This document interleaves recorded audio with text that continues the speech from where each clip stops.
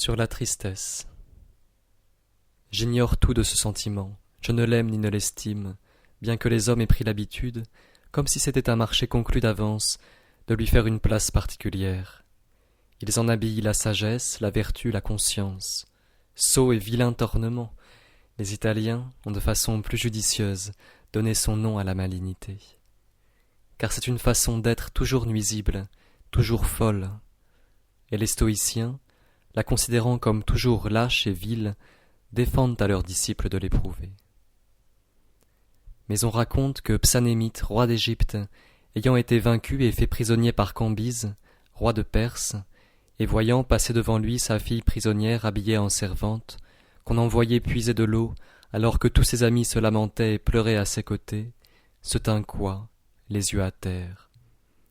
Et quand il vit son fils, qu'on menait au supplice, il fit encore de même.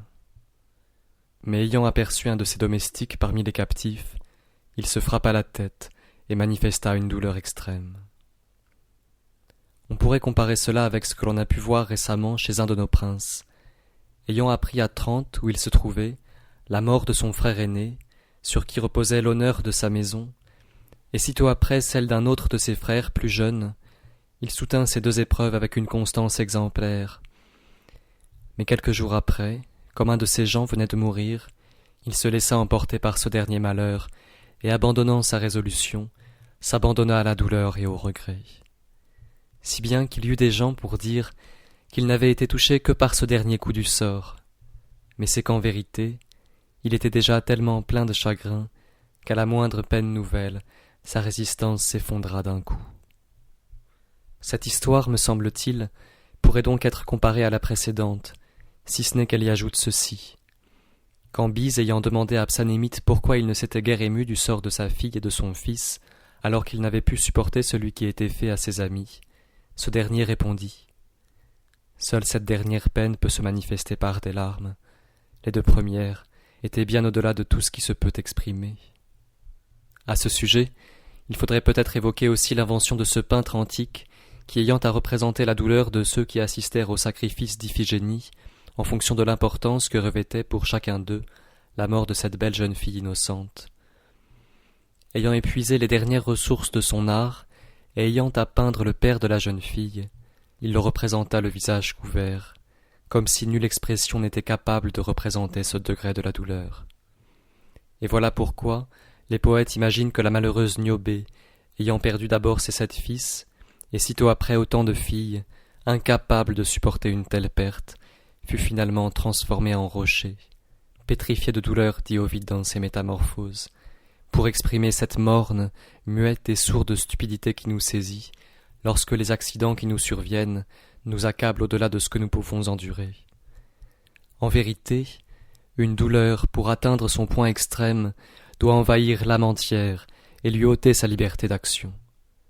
C'est ainsi qu'il nous arrive, quand nous parvient une très mauvaise nouvelle, de nous sentir saisis, paralysés, et comme incapables du moindre mouvement. Et l'âme, s'abandonnant ensuite aux larmes et aux plaintes, semble se libérer, se délier, s'épanouir et se mettre à son aise. Et sa douleur enfin laissa passer la voix, dit Virgile dans l'Énéide. Pendant la guerre que le roi Ferdinand mena contre la veuve du roi Jean de Hongrie, tout le monde remarqua, lors d'une grande mêlée qui eut lieu aux alentours de Buda, la conduite particulièrement admirable d'un homme d'armes, qui, bien que fort louangé et plein pour y avoir péri, demeurait inconnu de tous, et de Reinhard notamment, seigneur allemand, qu'un tel courage avait impressionné. Il s'approcha, par curiosité, du corps que l'on venait d'amener, pour savoir qui c'était, et l'armure du mort ayant été ôtée, il reconnut son fils. Cela mit un grand émoi dans l'assistance, mais lui, sans rien dire, et sans sourciller, se tint debout, contemplant tristement le corps, jusqu'à ce que la douleur, ayant surpassé sa force vitale, le fasse tomber raide mort à terre. Qui peut dire son ardeur n'en éprouve que peu, dit Pétrarque dans les sonnets. Disent les amoureux aussi qui veulent exprimer une passion insupportable. Catulle. Malheureux que je suis, privé de tous mes sens, car à peine t'ai-je vu, lesbie, que je perds la raison, je ne peux plus parler. Ma langue est paralysée, une flamme dévore mes membres, mes oreilles bourdonnent, la nuit couvre mes yeux. Ainsi, ce n'est pas dans la plus vive et la plus ardente chaleur de l'exaltation que nous sommes le mieux à même de faire entendre nos plaintes et d'user de persuasion. L'esprit est alors alourdi de pensées profondes, et le corps abattu et languissant d'amour. Et de là provient parfois la défaillance fortuite qui surprend les amoureux si mal à propos, cette glace qui les saisit à cause d'une ardeur extrême au beau milieu de la jouissance elle-même. Toutes les passions qui se laissent déguster et apprécier ne sont que médiocres. Les petits chagrins bavardent, les grands sont muets, dit Sénèque dans Hippolyte. De même, la surprise d'un plaisir inespéré nous bouleverse profondément. Virgile dans l'Énéide. Sitôt qu'elle me vit, et les armes troyennes, elle perdit la tête et tout hallucinée, le regard fixe exangu, elle tomba pâmée. La voix ne lui revint que très longtemps après. Il y eut cette femme romaine, morte de saisissement en voyant revenir son fils après le désastre de Cannes, Sophocle et Denis le tyran, qui tous deux trépassèrent d'Èse, Talva qui mourut en Corse, en apprenant les honneurs que le Sénat de Rome lui avait décernés. Mais à notre époque encore, le pape Léon X, informé de la prise de Milan qu'il avait tellement espérée, eut un accès de joie tel que la fièvre le prit et qu'il en mourut.